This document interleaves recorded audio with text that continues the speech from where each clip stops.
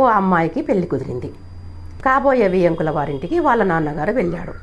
అక్కడ అతడికి అతిథి మర్యాదలు చేశారు. ఫస్ట్ కాఫీ తీసుకొచ్చారు. తాగాలా వద్దా అని సంశయిస్తున్నాడు. ఎందుకంటే అతడికి షుగర్ ఉంది. ఏమైతే కాని అని తాగేశాడు. ఆశ్చర్యం, కాఫీ చప్పగా ఉంది. తాను తాగే విధంగా ఉంది. ఆ తర్వాత భోజనాన్ని కూర్చున్నాడు. తినాలా వద్దా అని ఆలోచిస్తున్నాడు. ఎందుకంటే అతడికి బీపీ ఉంది.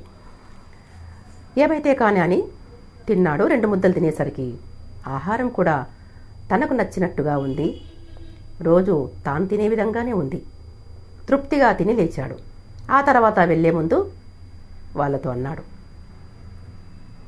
ఏంటండి అసలు కాఫీ భోజనం అన్నీ నేను తినే విధంగానే ఉన్నాయి, ఇదేంటి, ఎలా సాధ్యం అన్నాడు.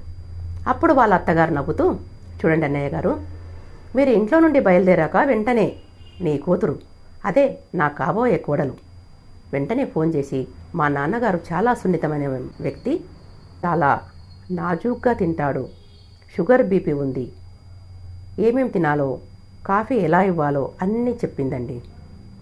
అలాగే చేశాం, ఆ మాత్రం చేయకపోతే ఎలా అంది నవ్వుతూ.